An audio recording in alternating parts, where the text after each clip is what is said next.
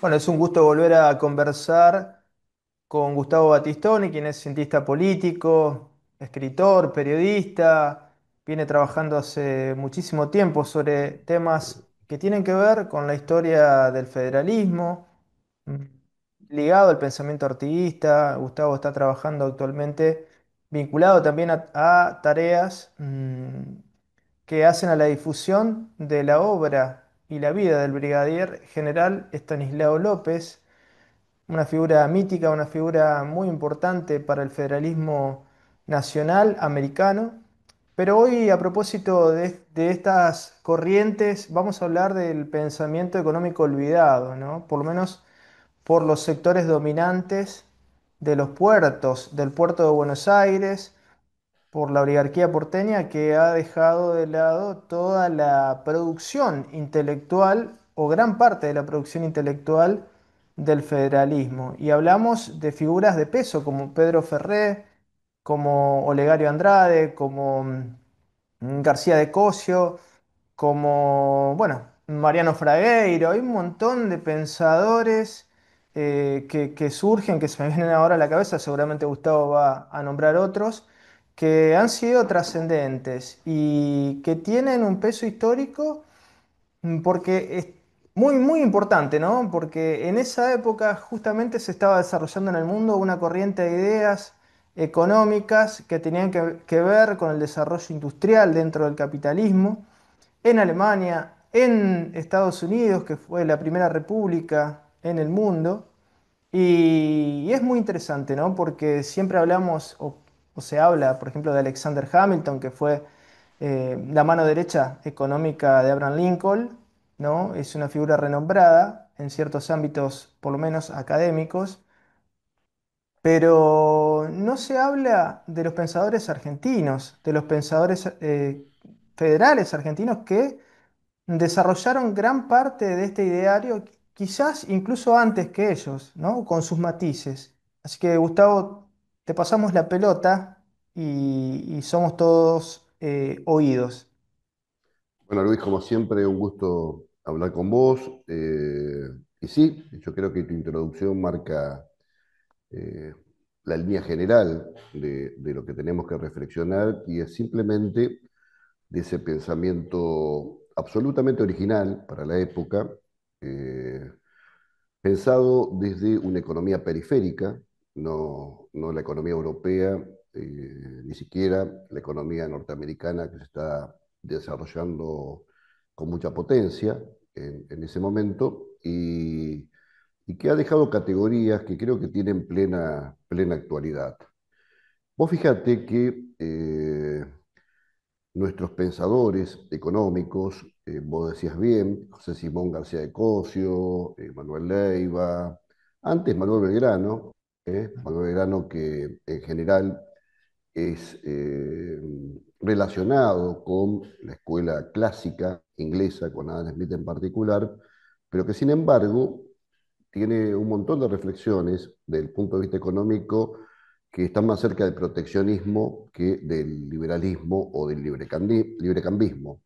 Este grupo de pensadores que fueron políticos prácticos también, es decir, fueron estadistas, no solamente se quedaron en la teoría y en los manuales, sino que armaron un corpus ideológico que tiene alguna expresión como el trabajo Cuestiones Nacionales, escrito por José Simón García de Cosio, pero firmado por Pedro Ferré, por el gobernador entonces. Claro. Todo esto da una concepción global de la economía que, insisto, es original porque trabaja sobre fuentes clásicas.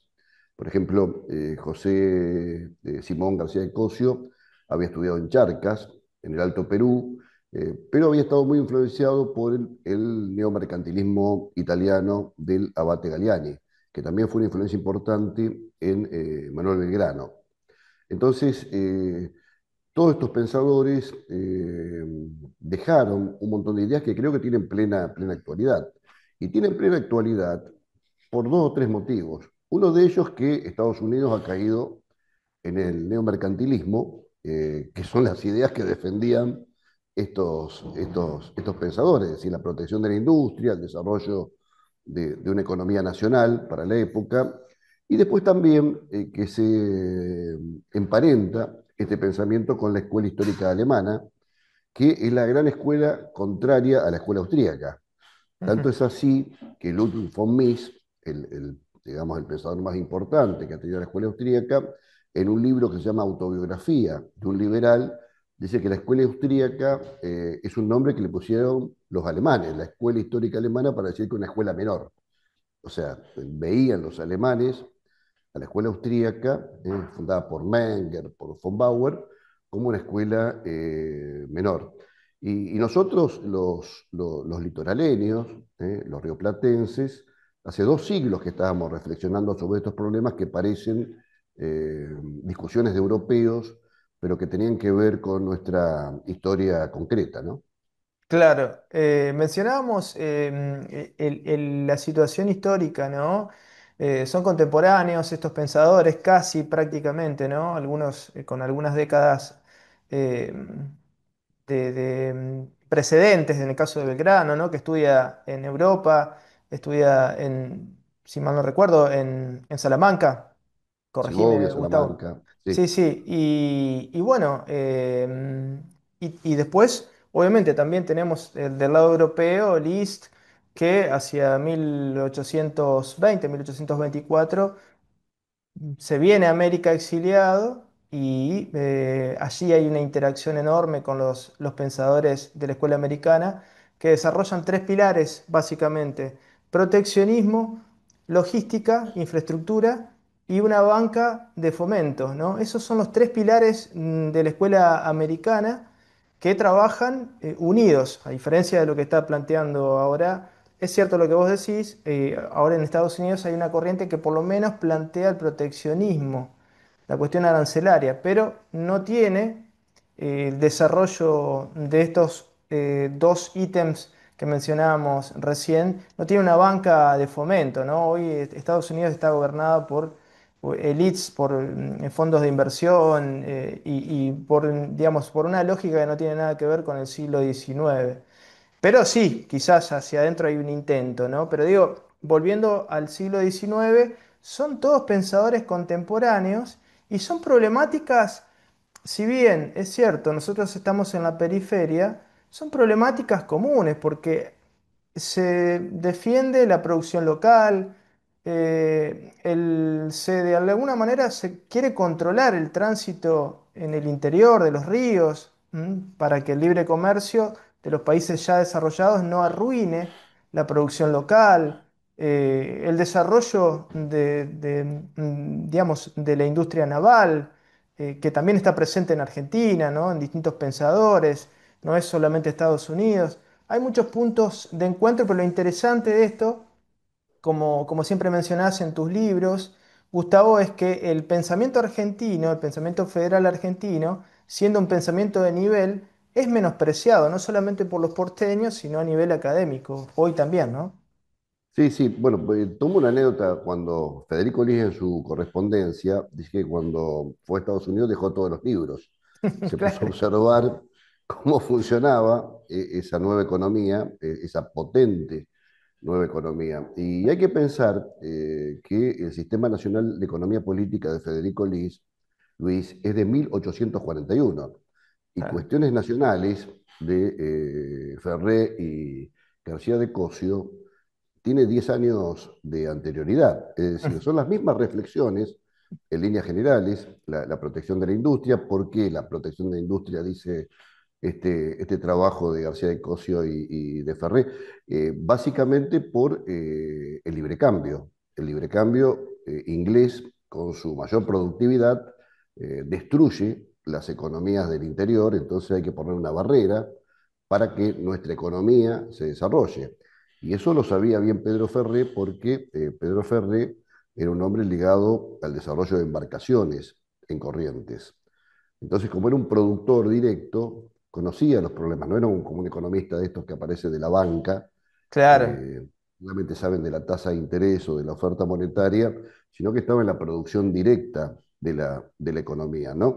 Pero yo quiero remarcar este aspecto porque a veces nosotros tenemos una visión como de retraso en materia de ideas no, estas ideas estaban en la Argentina ya desde la época de Belgrano y el Consulado. Hay un trabajo muy bueno de Emilio Coni, que fue un gran historiador, que tiene un estudio formidable sobre la enfiteusis de Rivadavia, donde él, investigando todas las memorias del consulado, descubre que Belgrano no era un librecambista puro, sino que él lo que proponía era la circulación dentro de América de bienes y servicios para crear un mercado interno.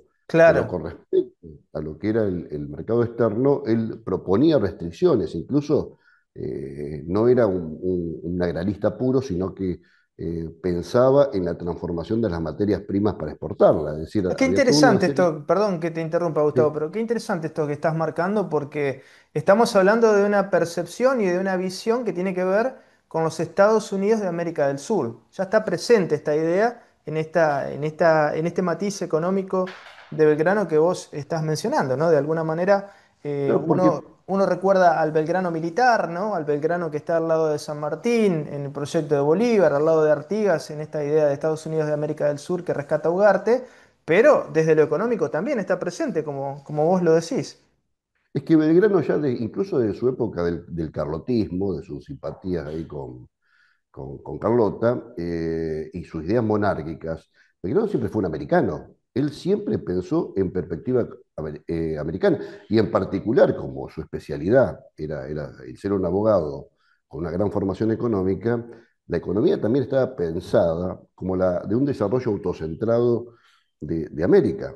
Cómo crear un mercado interno. Y eso está, dice bien, explica muy bien Connie, con un montón de citas, en las memorias del consulado de Belgrano. Esto a veces no se remarca porque o se cita el libro de Luis Roque Gondra, que es muy bueno sobre Belgrano, donde se analizan más las fuentes liberales, Quesnay, Adam Smith, pero por ejemplo, influyó mucho en Belgrano el abate Galiani, Claro, lo mencionabas. eh, bueno, que citaba, que era un neomercantilista, es decir, un hombre que pensaba en la economía muy centrada en la cuestión del Estado, como había pensado antes Turgot en Francia. Claro, Y Belgrano es heredero de ese eclecticismo, ¿no? Porque como nuestros grandes hombres tenían que enfrentar problemas nuevos, es decir, tenían que tomar toda la experiencia internacional, pero aplicarla con originalidad en nuestra zona. Y eso es lo que hizo Manuel Belgrano con las memorias del consulado, y en general no se remarca esto, y se lo ve como alguien que copiaba doctrinas o que tradujo el discurso de despedida de George Washington, es decir, como si fuera Belgrano un hombre de un pensamiento reflejo de lo que pasaba y no un hombre original que tomó lo más avanzado de las teorías de su época para aplicarla en el Río de la Plata. Y lo mismo pasa con, yo te decía, con García de Cosio, lo mismo pasa que además fue un jurista notable, hizo claro, las primeras cuatro constituciones de Corrientes, que fue la representante de Corrientes en Buenos Aires después de Mayo. Lo mismo pasa con Manuel Leiva, que es también un pensador muy original desde el punto de federalista, que era proteccionista en materia económica, pero que decía que la protección debía ir de la mano de la distribución de las rentas de la aduana de Buenos Aires y del monopolio, porque si no pasaba lo que Miron Burgin, en su gran libro sobre el federalismo argentino, un historiador norteamericano y economista, claro, una medida como las tarifas aduaneras que puso Rosas en 1835 quedaban en Buenos Aires, en la aduana de Buenos Aires, y los del interior teníamos que pagar aún más impuestos, porque como no teníamos recursos, claro. pasaba por la aduana de Buenos Aires y en Santa Fe también, o en Corrientes, tenía que crearse un aforo particular, lo cual era lo que era un peso terrible para el consumidor santafesino o Sí, correntino de sí. aquella Y para el época, ¿no? productor Y también, para el Gustavo. productor y para el productor. Claro. Volviendo al tema de Belgrano, Gustavo, ya que estamos en una fecha eh, que lo roza directamente a Manuel Belgrano, ¿no? También se dice que tuvo una actuación destacada respecto al plan de operaciones, ¿no?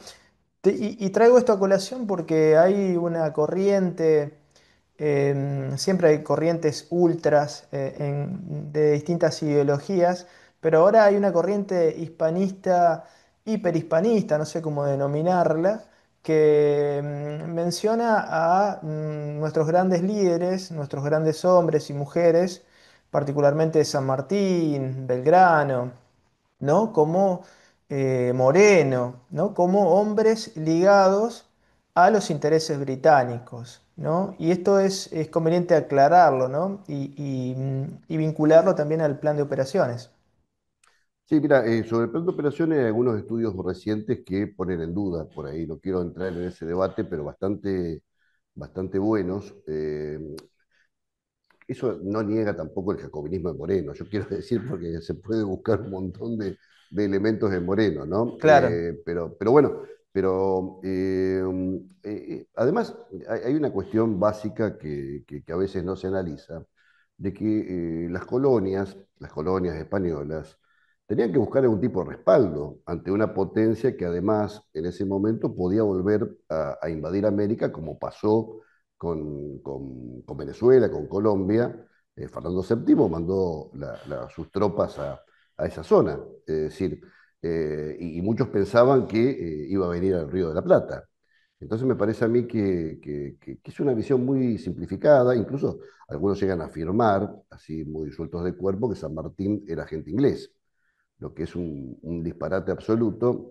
¿Por qué? Porque lo que no se analiza, Luis, y entro en otro tema, es que la revolución hispanoamericana es la expresión de lo que estaba pasando en España. Hay una seguro. unidad, o sea, es muy ingenuo, o tiene otro sentido, como piensa Mitre, de que el 25 de mayo hubo una separación de la metrópoli, o que fue un acercamiento a Inglaterra. Había más de 3 siglos de historia en común. Y bueno, acá el gran problema fue la ocupación de Napoleón de la península ibérica, y eso hizo a muchos españoles, y eso lo explica muy bien Enrique del Valle y Berlucea en un texto sobre las juntas de Cádiz, los diputados americanos de las juntas de Cádiz. Hubo que repensar toda la relación con la metrópoli. Y de alguna forma lo que pasó en América es la expresión de lo que estaba pasando en España. Pero además, Gustavo, además, frente a estas posturas extremas de cierto hispanismo, hay que decir que hubo muchos intentos de recuperar la relación caído del gobierno bonapartista en la península ibérica. Hubo muchos intentos, hubo intentos desde América para retomar una relación con España, pero desde otra perspectiva, lo cual es rechazado, ¿no? Exacto. Furibundamente por Fernando Sí, VII, sí, con sí, una sí, visión muy exacto. corta. Y bueno, digamos, los sucesos no fueron buscados, esta fue la cadena de hechos que llevó digamos, a la independencia americana de alguna manera, Gustavo.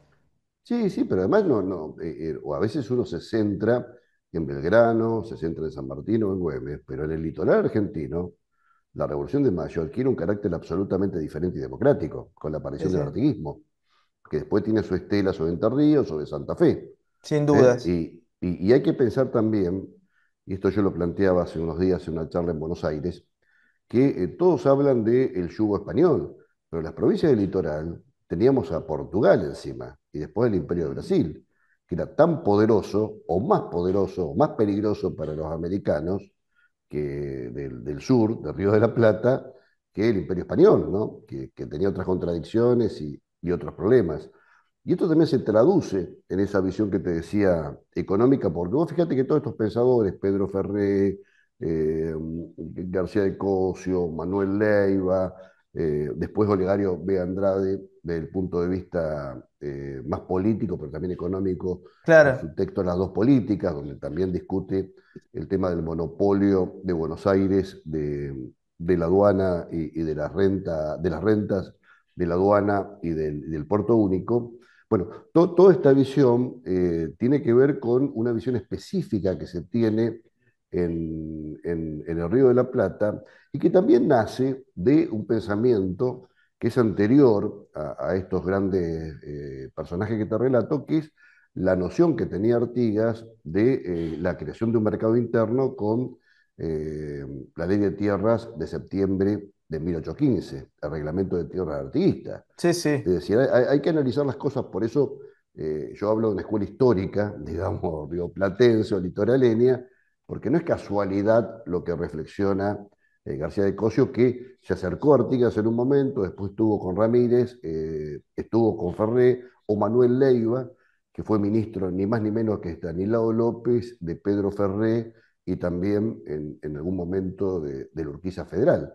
Entonces, todo ese importante, pensamiento. Gustavo, mencionar el ecosistema político donde surge este pensamiento. Exacto, exacto, porque, mira, yo he leído mucho, he leído muchas cartas de Leiva, del trabajo en cuestiones nacionales firmado por Ferrer y elaborado por García de Cosio, y uno no sabe bien quién está escribiendo, parece un pensamiento único. ¿Por qué? Porque hay una concepción Claro, geopolítica, económica, realmente única, y eso pasaba en todas las provincias del litoral. Por eso me parece que cuando uno analiza una figura como López, como Artigas, como Ramírez, lo tiene que encuadrar en toda una región, no lo puede separar de las luchas políticas, económicas e históricas de los que vivían en esta parte de Sudamérica, ¿no? claro. Gustavo, como para ir cerrando esta nota, el legado de este pensamiento económico federal urge retomarlo de alguna manera, modernizándolo, adaptándolo a nuestro tiempo, pero ¿cuántos preceptos, cuántas ideas que nos servirían para salir del atolladero actual que tiene Argentina, ¿no? De la falta de una visión americanista, de la falta de un mercado común, ¿no? Que articule el Mercosur y con, digamos, con una visión mucho más dinámica digamos, que beneficie también a las pequeñas y medianas empresas. Bueno, que beneficie en definitiva a esta gran masa de habitantes que es nuestra América del Sur, donde está todo por hacerse todavía. Sí, por supuesto. Vos fíjate, una de las paradojas a veces cuando uno estudia la historia es que se habla mucho de Estados Unidos, de Abraham Lincoln, y no de sus ideas económicas, que eran proteccionistas. Incluso hay un libro muy interesante de un economista de la Escuela Austríaca Norteamericana, Thomas Di Lorenzo, donde dice que Abraham Lincoln era proteccionista en materia económica, proponía un mercado interno, siendo estatista, e incluso proponía la nacionalización de los depósitos bancarios es más, que nacionalizó los depósitos bancarios en Estados Unidos. Y acá el pensamiento que tenemos sobre Estados Unidos es más cercano a la Confederación Esclavista, de su Claro. presidente Jefferson Davis, que a Abraham Lincoln. Te Entonces, puedo agregar un texto que sí, sí, a sí, mí me dale. llamó mucho la atención de Estados Unidos de esa época, Armonía de Intereses, de Henry Carey, un Claro, libro claro, que marca, digamos, una idea de cómo actuar, de cómo interactuar, ¿no? Que no tiene nada que ver con la lucha de clases, por supuesto, por eso es muy criticado este libro claro, después claro. por Marx, pero por un Marx que desconoce realmente la realidad americana en general y esto lo refleja en sus textos, lo desprecia a Bolívar y, o sea, no tiene una noción clara de lo que sucede, tiene una visión muy eurocéntrica de lo que sucede en América, ¿no? Pero Henry Carey con ese libro, muy interesante, ¿no? Que está disponible en internet, pero en inglés, lamentablemente. Bueno, bueno, pero sí, los manuales a veces reflejan estos textos, lo mismo que el pensamiento de Alexander Hamilton y otro. Marx, ojo, apoya a Abraham Lincoln y la lucha del norte, ¿no? Por ahí la incomprensión de Marx fue con América Latina, que es mucho Claro, más profunda.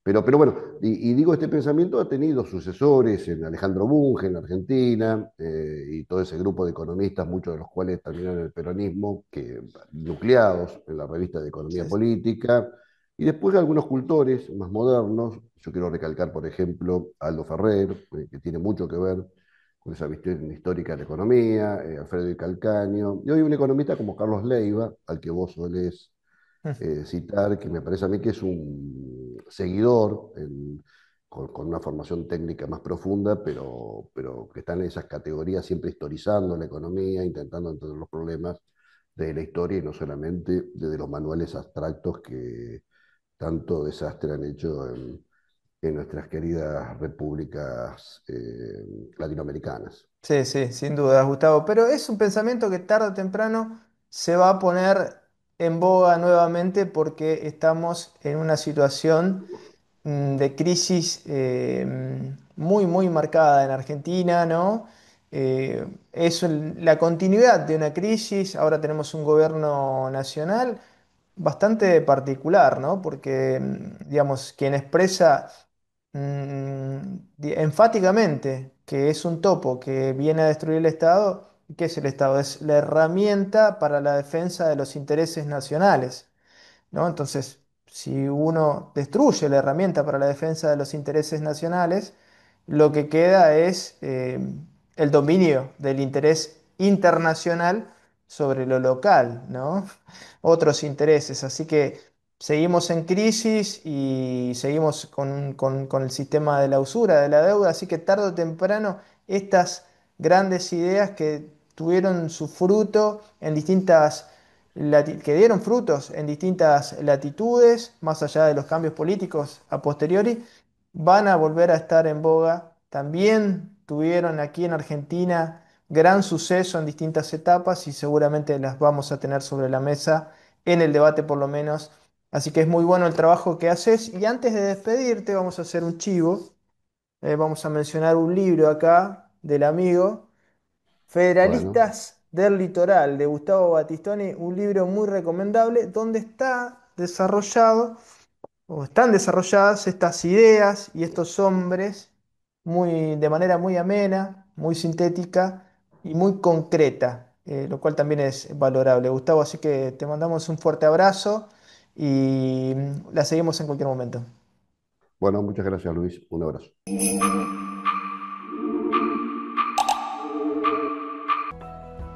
Cuando el agua pasa, hay vida, hay relax, hay progreso.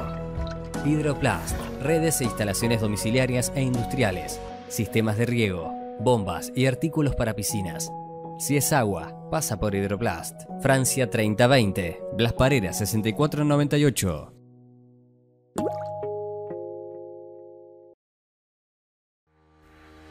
Consejo Municipal de Santa Fe, 150 años. El consejo de todas las voces.